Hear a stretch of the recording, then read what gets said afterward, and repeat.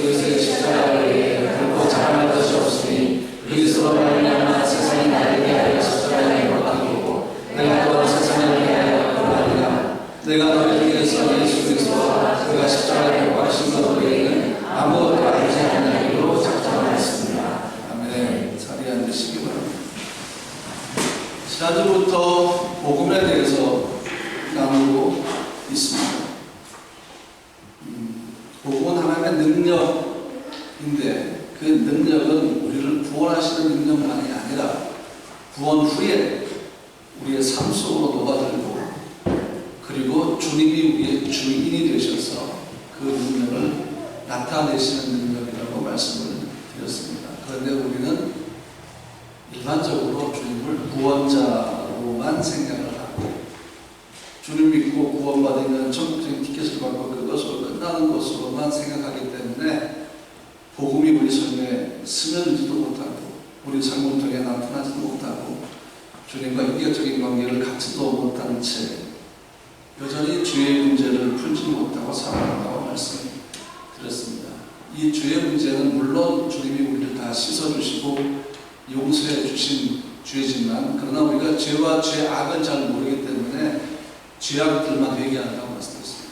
비윤리적, 비도덕적인 행위들만 우리는 죄라고 생각하지만 근본적인 죄가 따로 있는데 우리는 이 죄를 주 앞에 고백하고 회개해야 한다. 보통 전도할 때 사람들에게 지은 죄를 내가 다 주 앞에 고백합니다. 주님 나를 용서해 주시옵소서. 내가 주님을 나의 구세주로 영접합니다. 예수님의 이름으로 기도합니다. 아멘. 그러면 구원받은 걸로 딱 되고 그 다음이 없어.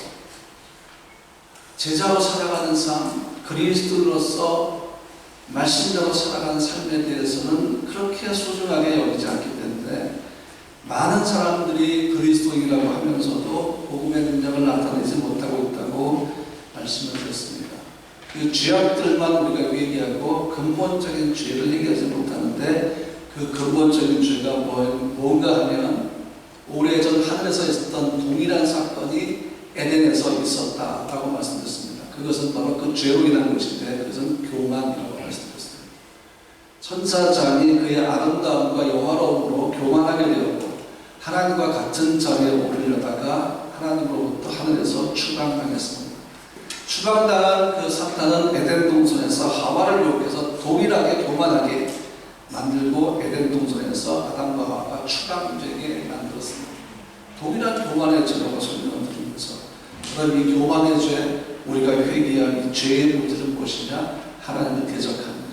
다시 말하면 교만이라는 것입니다. 이것이 우리 삶에서 회개해야 될 것입니다. 그래서 그 죄를 회개하고 우리의 죄악들을 회개하면서 하나님의 복음의 능력이 우리를 통해서 나타나야 한다고 말씀을 드렸습니다. 자세한 설교 내용은 우리 교회 유튜브 채널에 올라와 있습니다. 오늘은 복음에 대하여 두 번째 시간으로 오늘부터 몇 주 동안 십자가에 대해서 여러분한테 나누고 합니다. 다 알죠? 십자가가 무엇인지 다 압니다. 그런데 다 모릅니다.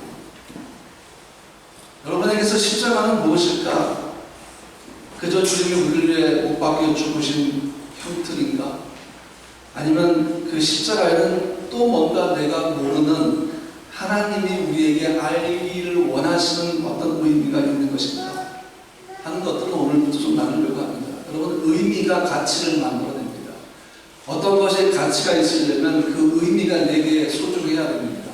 그래서 어떤 것은 다른 사람에게는 별 가치가 없지만 나에게는 특별한 가치가 있는 것은 의미를 부여하는가 아닌가에 따라 다릅니다.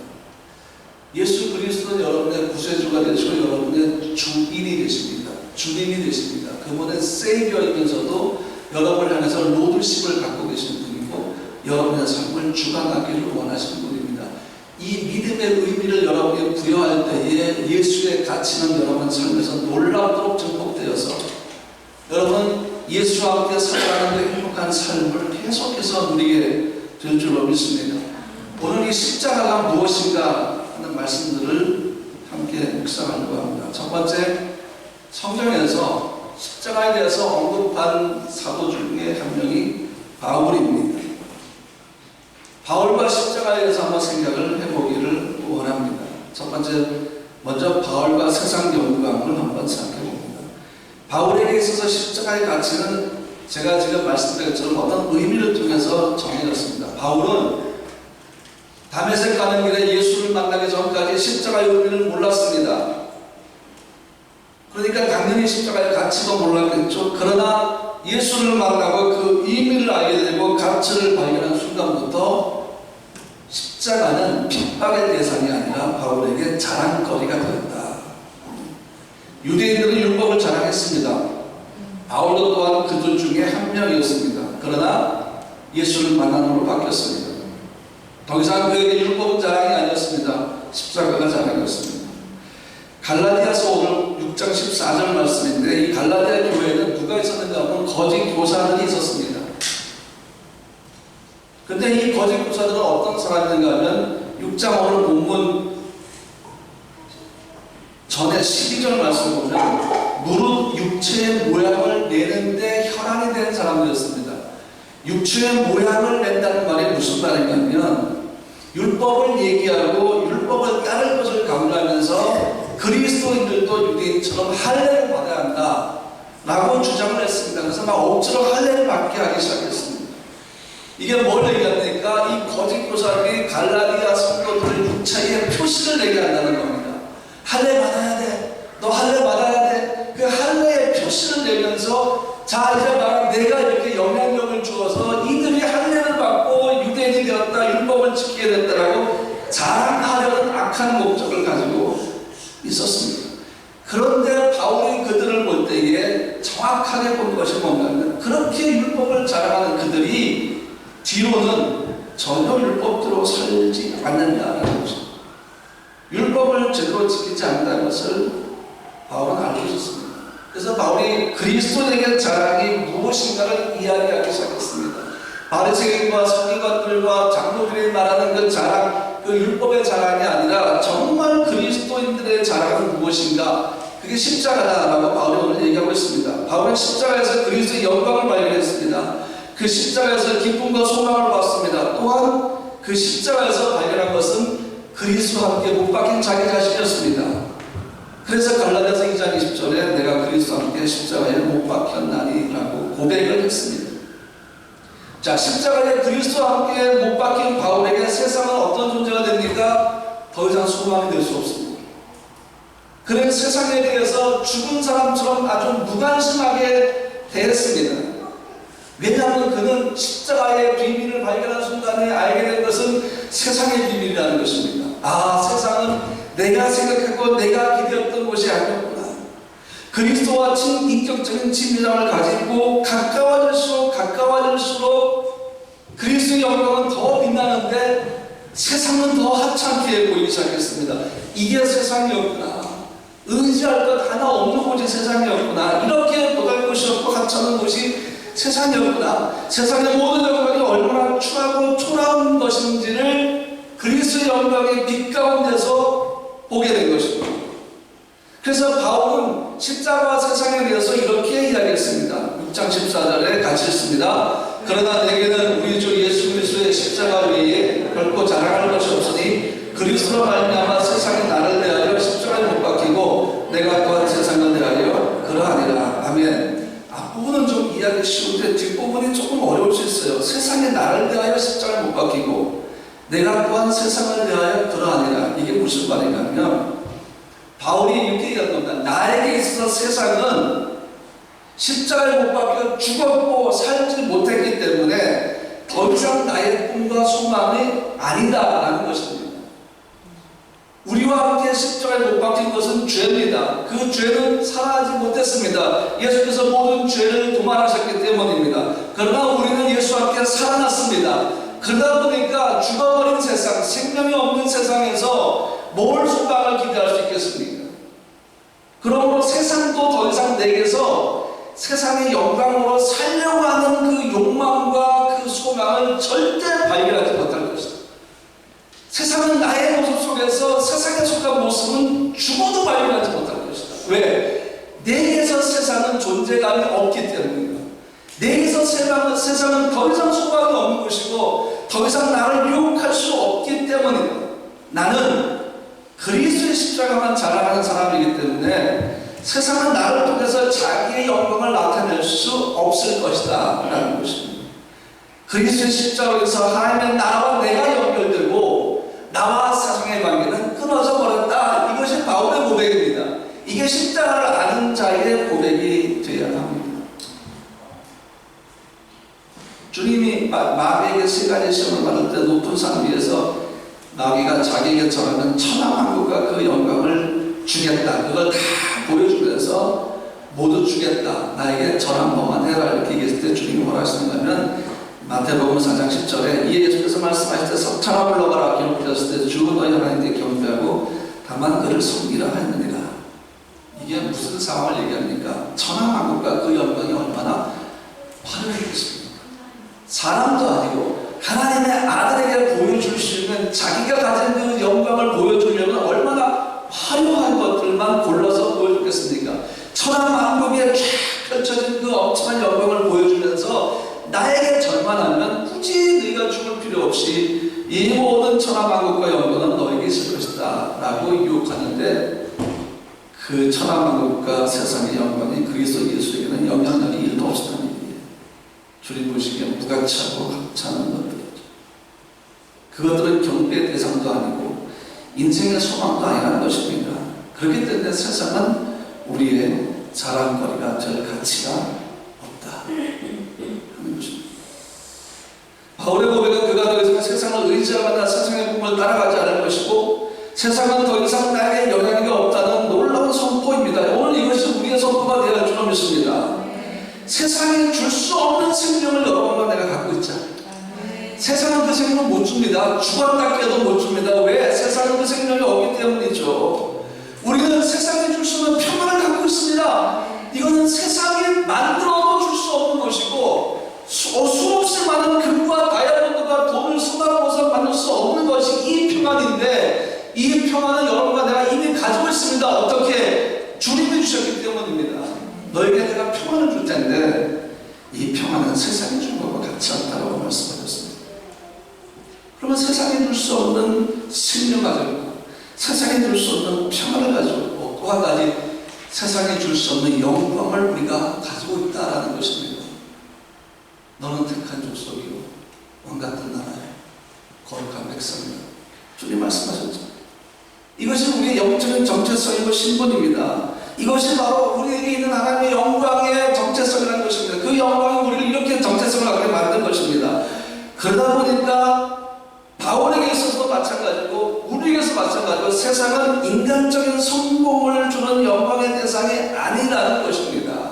세상을 의지하면 의지할수록 우리는 초라해질 겁니다. 그래서 그리스도인들은 그리스도 안에서 새 피조물된 사람들은 세상과 이렇게 자기 자신을 구별하는데 여러분 주님께서 제자들에게 드레핀 백합화를 보라 말씀하셨어요. 거기서 영광의 문제를 다루시는데 백합화를 보면 보이는 게 있습니다. 제가 이 전체적인 설교의 문맥과 아이디어와 힌트와 감동은 박영철 교수님이 쓰신 책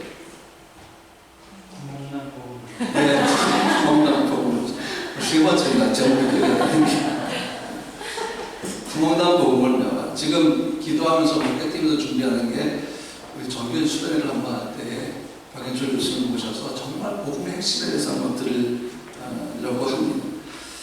이 백합화 얘기를 제가 왜 박 교수님 그 책 얘기하면서 하면 사실 이 백합화에 대한 얘기는 김행성 교사가 저에게 어정스럽게 해준 얘기인데 너무 전 은혜를 받았습니다. 그래서 오늘 나눕니다. 이건 제 설교가 아니고 김혜정 선교사의 묵상입니다. 주님은 제자들에게 백합화를 생각해 보라고 했습니다. 제자들이 궁금했겠죠. 주님 왜 백합화를 보라고 하십니까? 왜 갑자기 백합화 얘기를 하십니까? 뜬금없이. 근데 사실 주님은 이걸 무슨 의미로 말씀하시는가 하면 백합화에서 너는 뭘 보느냐 이거예요. 백합화를 볼 때 너는 무엇을 볼 수 있느냐? 그러면서 누가복음 12장 27절에 백합화를 생각하여 보라. 실도 만들지 않고 짜지도 아니하느니라. 그러나 내가 너에게 말하노니 솔로몬의 모든 영광으로도 입은 것이 이 꽃 하나만큼 훌륭하지 못하느니라. 솔로몬은 그 영혼도 누릴 수 없는 엄청난 영광을 누린 사람이었습니다. 그런데 그날 누린 그 영광도 다 합쳐도 이 백합화 한 송이에 담겨있는 그 영광만큼 훌륭하지 못하다 라고 말씀을 하시는 거죠. 주님은 모든 세상의 영광도 하나님의 창조하신 백합화보다 못하다고 말씀하고 계시는 겁니다. 백합화에는 무엇이 담겼다는 얘기입니까? 솔로몬의 영광과도 비교할 수 없는 창조주 하나님의 영광이 있다는 것입니다. 얼마나 놀랍습니까? 뭐 굳이 오늘 우리가 이 말씀을 설명에 적용하려면 예배 끝나고 나가서 체리 나는 곳을 보면 됩니다. 야생화를 보면 됩니다. 근데 여러분, 솔로몬의 영광과도 비교할 수 없는 영광을 가진 존재들이 여러분에게 있습니다. 누군지 아세요? 여러분의 자녀들입니다. 귀하고 소중한 여러분의 자녀들은 하나님의 영광을 갖고 있는 하나님의 아이들, 하나님의 뜻이 길어서 여러분에게 맡겨주신 그의 자녀들입니다. 그리고 그 자녀들이 바라볼 때 여러분도 하나님의 영광을 가진 존재라는 거죠. 하나님의 영광이 여러분 가정에 날마다 풍성하고 날마다 나타나고 날마다 증거되기를, 그래서 여러분이 그 하나님의 영광을 누리는 삶을 사시기를 주님의 이름으로 축복합니다. 백합화에서 하나님의 영광을 발견한 사람은 그래서 솔로몬이 누렸던 그 엄청난 지혜와 엄청난 부와 물질과 권력을 절대 부러워하지 못합니다. 부러워하지 않는 게 아니라 부러워하지 못합니다. 왜? 그것에 비해서 백합화 한 송이에 들어있는 하나님의 영광이 엄청 더 훌륭하기 때문입니다. 내가 엄청 더 훌륭한 걸 가지고 있는데, 내가 그걸 이미 발견했는데 하찮은 솔로몬의 영광에 이 눈에 들어오겠습니까? 눈에 안 들어옵니다. 그런데 백합화에서조차 하나님의 영광을 발견하지 못한 사람은 솔로몬의 누렸던 영광을 자기 삶의 목표로 삼고 브레이크가 없는 기차처럼 그냥 달려갑니다. 백합화 한 송이에도 하나님은 그분의 영광을 심어놓았다는 것입니다. 그 한 송이에서 우리는 그의 영광을 발견할 수가 있는데 눈이 멀어버립니다. 그리스도 하나님의 아들과 함께 바울이 십자가에 못 박혔다고 얘기했습니다. 이것은 바울에게 최고의 영광이었습니다. 십자가에 못 박혀 죽었는데 이게 최고의 영광이라고 말한다. 왜냐하면 그렇게 죽으면서 뭘 봤습니까? 십자가에서 그리스도의 영광을 본 것입니다. 십자가에서 하나님의 아들의 죽음의 영광을 본 것입니다. 십자가에서 하나님의 영광을 본 것입니다. 그래서 바울이 뭐라 합니까? 나는 십자가만 자랑하겠다. 이렇게 얘기했습니다. 그러면서 오늘 이 말씀을 들어보면 세 번째로 바울이 얼마나 복음에 대해서 깊은 열망을 갖고 있는가 하는 것을 알 수 있는데, 오늘 우리에게도 하나님 말하는 건가 하면 제발 십자가와 복음에 대해서 열망을 가져라. 알고 싶어 해라. 궁금해해라. 내게 요청해라. 하나님 내게 지혜를 주셔서, 성령님 내게 지혜를 주셔서 십자가와 복음에 대해서 알기를 원합니다. 그렇게 구하라는 것입니다. 바울이 뭐라 했습니까? 예수의 십자가와 못 박히신 것 외에는 나는 다른 것은 아무것도 알지 않기로 내가 작정했다. 이렇게 얘기했습니다. 바울이 얼마나 뛰어난 사람인 줄 아십니까? 율법에 정통한 사람이었고 최고의 석가 가말리엘에 수하했던 사람이었습니다. 근데 지금 바울이 뭐라 합니까? 예수 그리스도와 그가 십자가에 못 박히신 것 외에는 아무것도 알지 않으려고 작정했습니다. 이거는 바울의 복음에 대한 열정을 보여줍니다. 여러분에게 이 복음에 대한 열정이 있습니까? 최근에 우리 교회 또 세 분이 성적을 완독했다는 소식을 들었습니다. 몰랐어요. 그렇게 감쪽같이 성경을 읽을 줄은 몰랐어요. 네. 너무 신선한 충격이 제게 왔습니다. 읽고 있구나. 이게 끝난 게 아니라 정말 성경을 사랑하고 성경을 읽고 있구나. 그거를 생각 들었을 때 얼마나 제 마음이 행복했겠습니까? 열정이죠. 여러분, 성경을 완독하는 건 열정이 없으면 못해요. 이 열정이 반만 갖고 있으면 반만 읽다 끝나버리고, 2개만 갖고 있으면 2절만 읽다 끝나버리고, 창세기를 못 넘어갑니다. 자기들은 태산 넘어가듯이 창세기를 넘어가야 되는데 이게 애써 넘어가면 레이기 같은 큰 산을 만나고 거기서 잠시 쉬자 때가 2년 3년을 쉬니까 도대체 언제 산을 넘을 열정이 생길 것이냐 그거죠. 그런데 죽을 각오로 넘는 거죠. 성경은 그렇게 완독을 하고 한 번, 두 번, 세 번, 네 번 하다 보면 더 이상 산이 발견되지 않습니다. 그때부터 성령이 일사천리로 성경을 창세기부터 요한계시까지 쫙 되게 만드십니다. 그러면서 어떤 말씀을 대하고 설교 들 때마다 내가 지금 이 구약에서 이 설교 말씀 본문 얘기하면 갑자기 머릿속에서 신약이 이 말씀이 떠올라 매치가 되는 거예요. 성경은 성경으로 푸는 겁니다. 성경의 놀라운 지혜는 세상의 지혜와 완전 차원이 다른 것입니다. 그게 3명이 완독을 했다니까 얼마나 기쁘겠습니까? 고민이 생기기 시작했어요. 또 십자가를 선물로 줘야 돼. 십자가 목걸이를 선물로 줘야 돼. 이거 다 내 개인 돈으로 사는 건데. 십자가 목걸이 너무 비싼 데다가 지금은 안 나온다 그러고 십자가는 한국에 주문하는데 어떻게 갖고 올까 막 이제 고민하다가 그래도 목사가 한 이유로 2말을 하려 나는 더 이상 십자가 선물 안 하겠다고 광고처럼 얘기할 줄 알았어요 지금까지. 근데 짚어주던 걸 했네. 녹음본을 요청하겠습니다. 상관없이 그래서 지금 십자가는 도저히 한국에서 이렇게 해서 오는 게 힘들어서 이제부터는 체코에서 소중한 의미를 담은 선물을 할까 지금 생각을 하고 있는데 아직 100% 결정을 내리지는 않았습니다. 어쨌든 지금 설교 인사 한쪽으로 올라갔는데 어쨌든 저는 성경 완독한 3분에 대해서 축복하고 싶어서 이 말씀을 하는 겁니다. 여러분도 계속 성경 읽으세요. 자, 근데 바울이 뭐라 합니까? 이제 본문 돌아가서 십자가를 못 박힌 것 외에는 아무것도 알지 않겠다라고 작정하면서 여기에 뭔가 이유가 있지 않을까요? 그냥 바울이 이렇게 얘기한 것이 아니라 뭔가 이유가 있고 뭔가를 경험했기 때문에 내린 결정인데 바울의 사역 속에서 여러분 그리스 수도인 아테네 그 당시엔 아덴이었죠. 아덴에서의 바울의 사역이 바울의 마음에 흡족하지 않았습니다. 후회함이 있었던 사역이었어요. 그 아덴에서 선교한 후에 바울이 그때를 돌아보면서 이렇게 고백했다고 신학자들은 해석을 하고 있습니다. 아덴, 지금의 아테네죠. 여기에 바울이 설교하러 복음을 전하는데 아테네 가시는 분은 알겠지만 그 파르테논 신전 밑에 이 아래쪽에 아레오가고 돌 있죠? 성경은 아레오가고 그 밑에 다 아고라입니다. 시장이라는 얘기죠. 거기를 걷는데 너무 많은 무상들이 있어서 바울이 막 분노하면서까지 이야기했었는데 이 아덴에 누가 있었느냐면 쾌락을 최고로 여기는 무신론자들인 에피쿠로스파가 있었고 범신론자들인 스토아 철학파들이 자주 있었습니다. 이런 사람을 만나서 논쟁을 계속 하는데 이 아덴이 누구로 유명하냐면요 놀라지 마세요. 소크라테스, 플라톤, 아리스토텔레스로 대표되는 철학과 예술의 도시입니다. 하지만 바울이 갔을 때는 이미 그 예전의 영광은 다 사라진 후였습니다. 그럼에도 여전히 이런 철학자들이 남아있으니 그 철학의 뿌리가 얼마나 깊었겠습니까?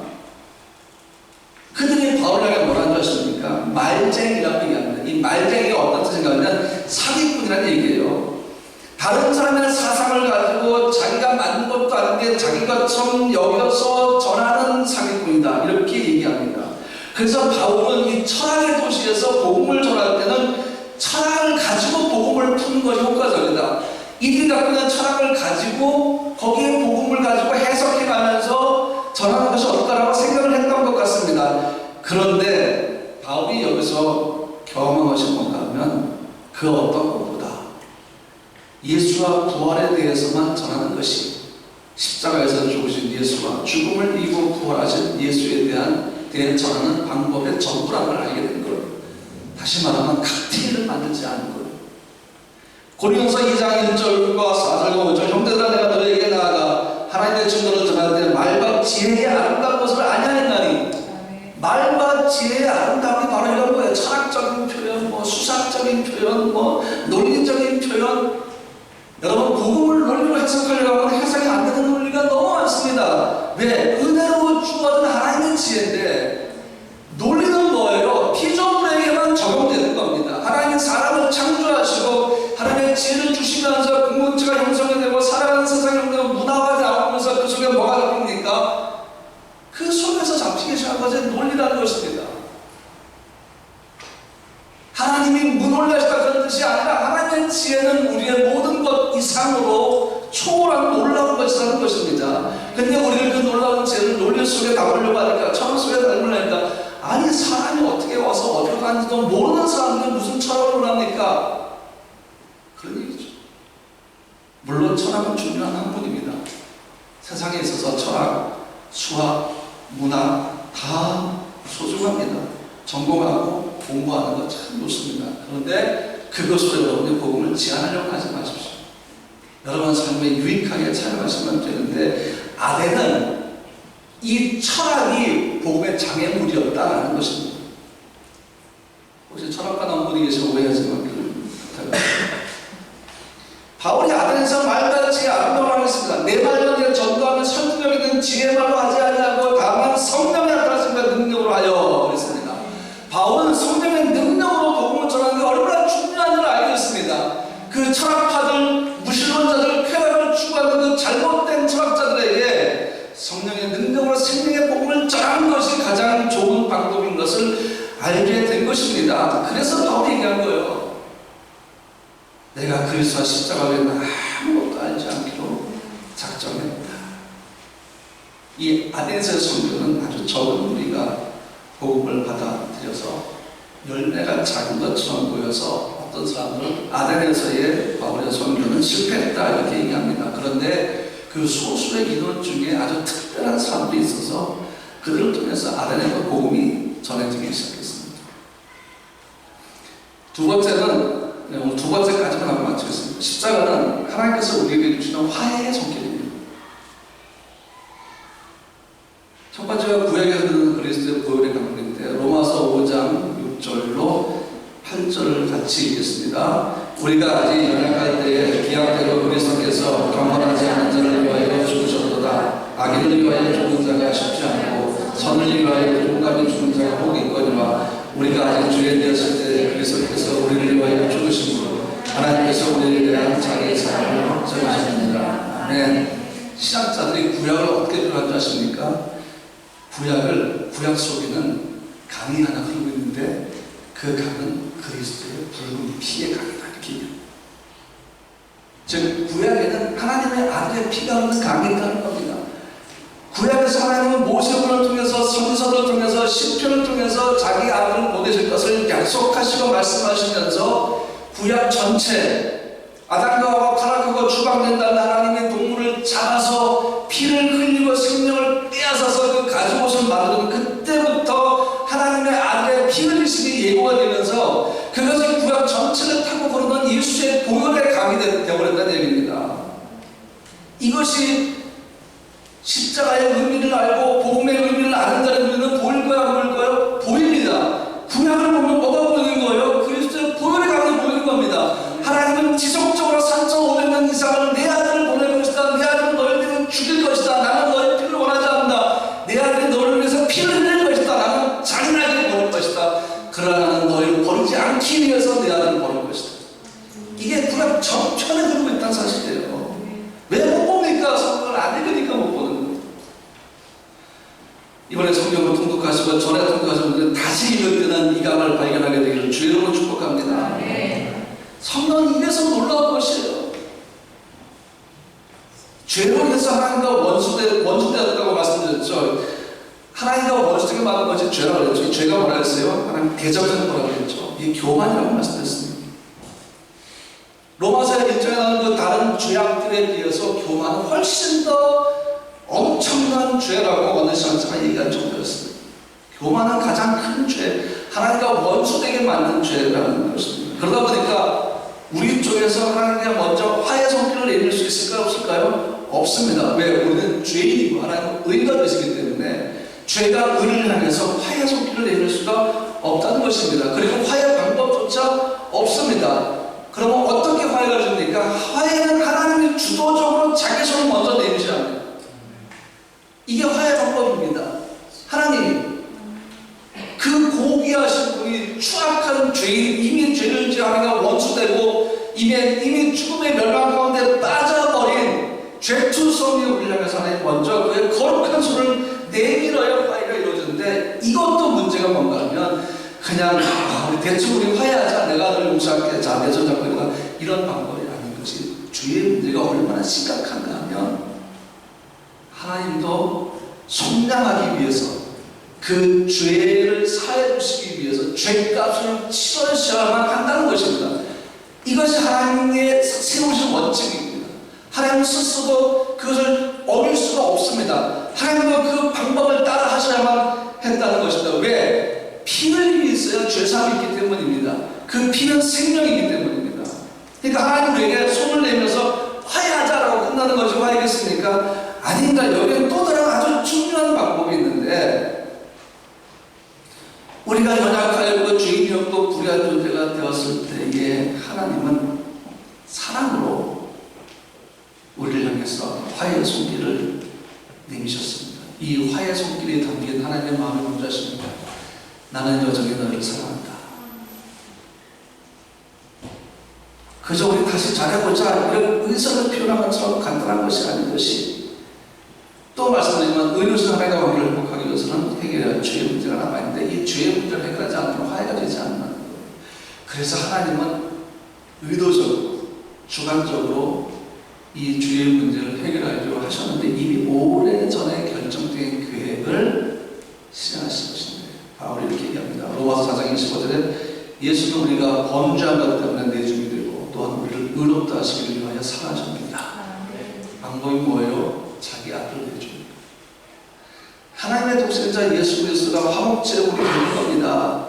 그래서 우리에게 오신 것죠. 사랑의 아들, 하나님의 뜻을 이루기 위해서 보냄을 받은 사람이 되는 것이죠. 전능자가 피조물이 되어서 온 것을 오신 것이죠. 그래서 자기 스스로에 대해서 주님이 이렇게 말씀하신 것이 마태복음 20장 28절인데요. 인자가 온 것은 섬김을 받으려 함이 아니라 도리어 섬기려 하고 자기 목숨을 많은 사람의 대성물로 주려 함이니라. 결국 하나님이 주도적으로 화해 손길을 내미셔서 우리가 그 손을 잡으려고 할 때 그 가운데 해결할 문제가 뭡니까? 죄의 문제인데, 그 죄의 문제는 피로 해결되는데, 그 피는 누구의 피라는 얘기예요? 아들의 피라는 얘기입니다. 아들은 대속물로 내어주는 거죠. 이것이 예수께서 오시기 800년 전에 이미 이사야서에 예언되었습니다. 이사야 53장 5절, 그가 찌른 우리의 허물 때문이요 그가 상함은 우리의 죄악 때문이라. 그가 징계를 받음으로 우리는 평안을 누리고 그가 채찍에 맞음으로 우리는 나음을 받았도다. 우리가 하게 뭐 있어요? 죄밖에 없는 거예요. 우리가 당할 걸 누가 당했다는 얘기예요? 주님이 당하신 거예요. 그분이 찔리셨어요. 그분이 상하셨습니다. 그분이 징계를 받으셨습니다. 그분이 채찍에 맞았습니다. 그 모든 혜택이 우리에게 돌아왔습니다. 우리는 나음을 입었도다.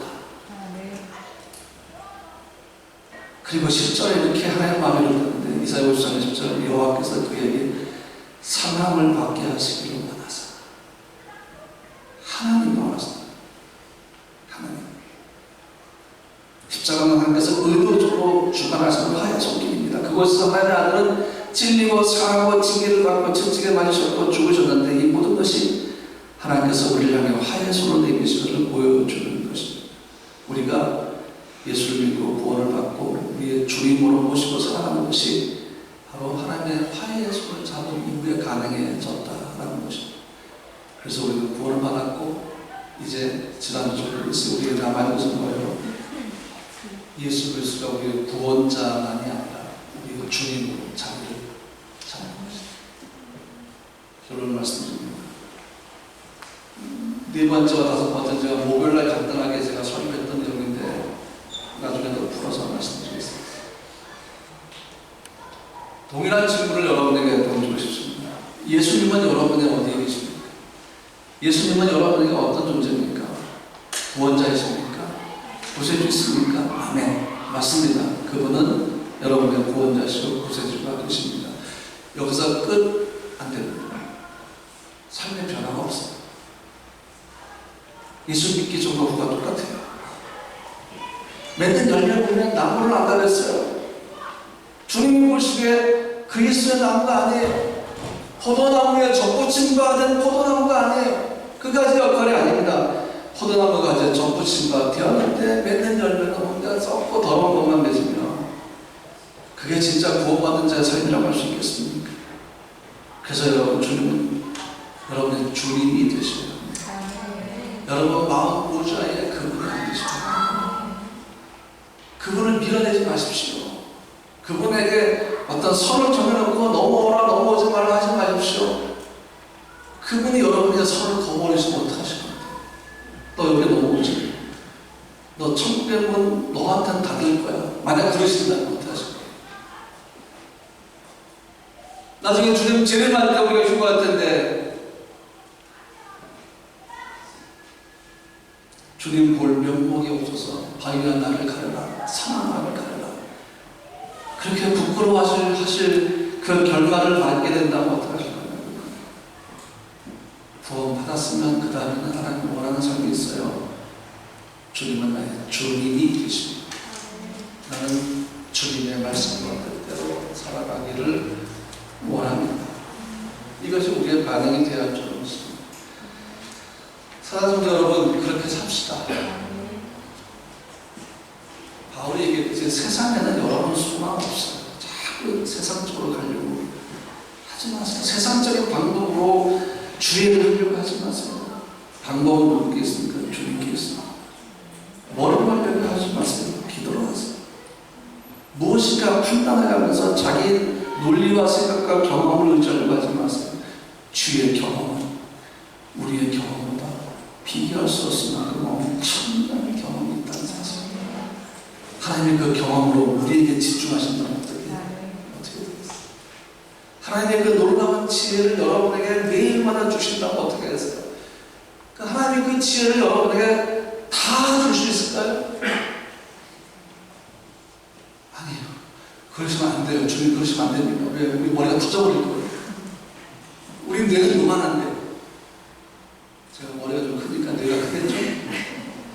우리 뇌는 요만한데 거기에 하나님의 지혜가 쏟아버리면 우리는 미쳐버리고 할 수도 있습니다. 왜? 감당을 안 해요. 여러분, 성령의 충만함으로 성령이 내게 강력하게 역사하시는 내 육체가 견디지 못합니다. 그거 아세요? 이게 견딜 수가 없어요. 성령이 내게 그냥 막 역사하시면서 나를 끌어올리시면서 내 영의 눈을 열어주시고 영의 길을 여시고 영의 입을 여시면서 하나님의 놀라운 뜻과 비밀을 내게 말씀할 때가 있는데 그때는 이 육이 못 견딥니다. 견딜 수가 없어요. 막 뒹굴면서 얘기하게 돼요. 너무 괴로우니까. 내 죄가 보이기 시작하는데 그냥 단순히 내가 생각했던 그 죄가 아니라 하나님의 거룩한 것은 너무 더럽고 너무 추하고 너무 조작돼서 막 바닥을 부르면서 막 자기 가슴을 찢어가면서 나를 용서하려고 내가 정말 죄인입니다. 그러면서 앞에 회개할 수밖에 없는 거 여러분 그거 아세요? 그냥 거룩하게 앉아서 하는 기도만이 기도가 아니에요. 마음을 찢는 기도가 어떤 분이 경험해 보셨나요? 바닥을 찢는 것 같아요. 너무 괴로웠어요. 왜? 내 죄가 내 눈에 보이는데. 여러분 길거리 가다가 어떤 거렁뱅이가 있는데 더럽죠? 추하죠? 근데 더 참 안타까운 사실은 내가 메트로 탄 데 이 사람이 나를 따라 들어와서 내 옆에 앉아버리는 거예요. 그 냄새와 그 더러움과 그 바이러스에 대한 염려와 하여튼 별칭하게 다 들잖아요.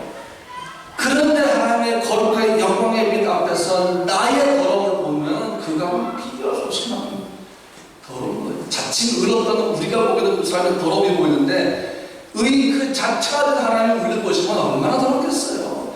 그래서 우리를 씻어주시려고 하나님의 성령이 역사하시는데 먼저 회개하였습니다. 주여 나를 용서하는 교만했습니다. 나는 더러운 존재입니다. 내가 주의 마음을 찔렀다. 내가 주의 마음을 아프겠나요? 그리고 회개하기 시작하면 조용히 앉아서 그냥 기도가 되겠어요? 못 견디죠. 여러분 그런 회개해 보셨어요? 여러분 그런 성령 역사 경험해 보셨습니까? 아니에요. 미친 듯이 세상 소리를 쳤다면 미친 듯이 회개해야 됩니다. 여러분의 이런 회개의 역사가 있기를 주의 이름으로 축복합니다. 성령이 여러분의 마음을 딱 잡아버리신 거죠. 그리고 보여주신 거예요. 네가 얼마나 더러운지 압니다. 그런데도 하나님의 아들은 너를 위해 죽으셨지 않느냐. 너의 더러움을 그분이 가져가지 않느냐. 너는 그의 피로 의롭게 되었는데 왜 여전히 세상 바라보고 네 맘대로 살려고 하고 세상 죄를 지려고 하고 그리스도 오는 내가 왜 옛 옷을 입으려고 하고 왜 더럽게 세상에 더러운 것에 온몸을 뒹굴고 뭉치고 왜 너의 예수의 성품을 준 너의 마음에 세상에 잘못된 성품으로 채우고 왜 교만하고 왜 미워하고 왜 음란하고 왜 거짓을 사랑하느냐. 여러분 이게 여러분을 향하신 주의 마음인 걸 아세요 혹시?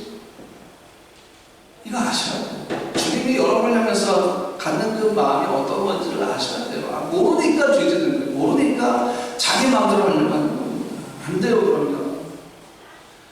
하나님이 왜 복음에 대한 설교를 시작하게 하셨을까요? 하나님이 왜 올해 우리에게 큐티하라고 말씀하셨을까요? 뒤집어 엎으시겠다는 얘기예요. 솔직히 말씀드릴게요. 영적인 체질 개선하시겠다는 얘기예요. 성령으로 우리 교회를 태풍이 불어 바다를 뒤집어 엎으셔서 그리스도의 정결한 교회를 만드시겠다는 거예요. 큐티 하셔야 돼요. 큐티하는 거 배우셔야 돼요. 하잘 것 없이 보이잖아요. 큐티가 이거 해봤자 뭐 별거 되겠어? 아니요. 그 큐티는 세상의 철학과 세상의 치고라는 게 아니라 뭘로 하는 거예요? 하나님 말씀으로 하는 겁니다. 하나님 말씀 만만하게 보지 마세요. 하나님은 말씀으로 천지를 지으셨어요. 만만해 보입니까?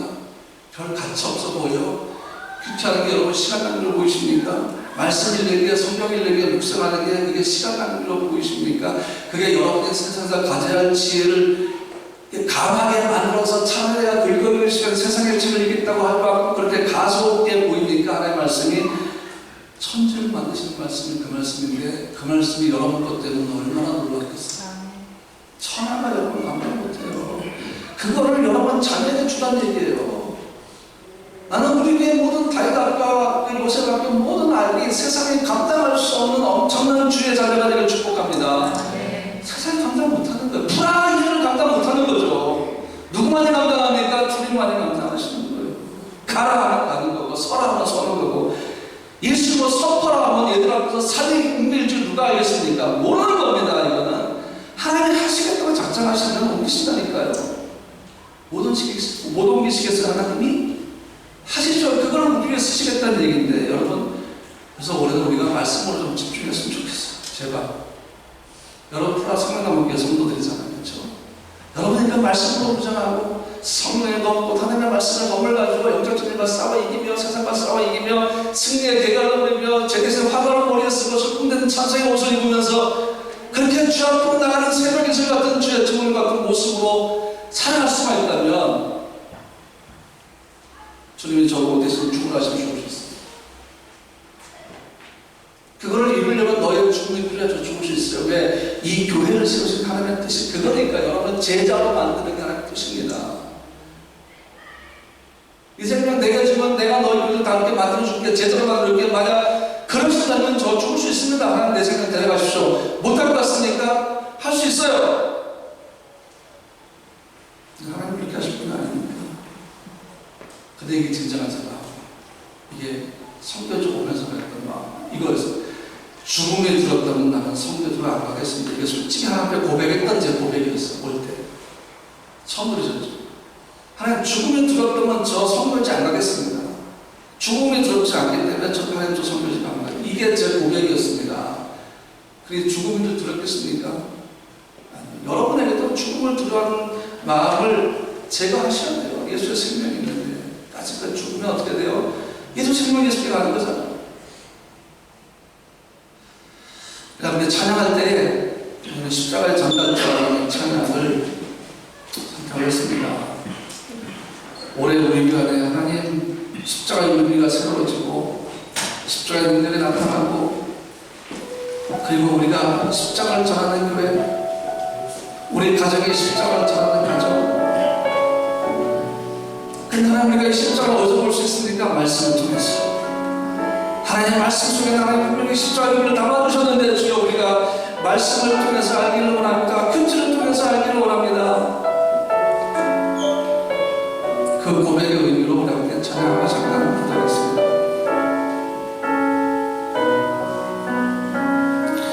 난 지극히 작은 자 죄인 중에 예수 우리가 날 부르셔서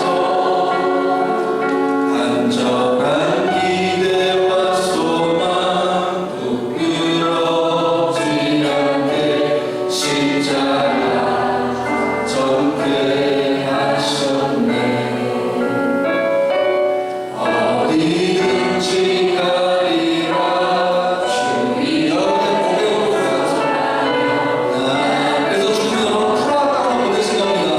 그 십자가 전하라고 푸라 땅으로 보내신 것입니다. 내 몸에, 여러분의 몸에 십자가 되었습니까? 그 오열의 향기 온 세상 채울 때까지 살아도 주를 위해 죽어도 주를 위해 살아주나 난 주의 것. 십자가의 능력, 십자가의 소망, 내 안에 주가 사시는 것. 살아도 주를 위해 죽어도 주를 위해 살아주나 난 주의 것. 십자가의 능력, 십자가의 소망, 내 안에 주가 사시는 살아도 주를 위해 죽어도 주를 위해 살아주나 난 주의 것. 십자가의 능력, 십자가의 소망, 내 안에 주가 사시는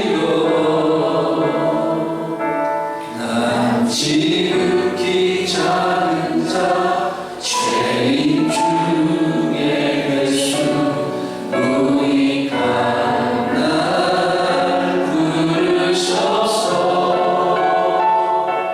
간절한 기대와 소망 부끄럽지 않게 십자가 전케 하셨네. 내 사랑 나의 십자가. 기도할 때 주여 나로 십자가 보게 하십시오. 내 영의 눈을 열어 십자가를 정확히 보게 하십시오. 그 십자가의 주의 영광이 있음을 보게 하십시오. 그리고 세상을 보게 하십시오. 그 하찮고 더럽고 소망 없고 생명 없고 영광 없는 세상을 보게 하십시오. 그리고 나로 이 시간 십자가만 바라보게 하십시오. 그리고 그 십자가 통해서 주의 부활을 발견하게 하셔서 나로 부활의 능력을 갖게 하여 주시옵소서. 내 가정에, 내 사업에, 특별히 오늘 기도할 때 안 믿는 여러분 가족을 위해서 기도하세요. 하나님, 이 십자가의 능력이 여전히 예수를 믿지 않고 여전히 한 믿음을 갖지 않은 내 가족에게 임하기를 원하고 역사하기를 원합니다. 주여 내 가족을 부활하여 주시고 내 가족의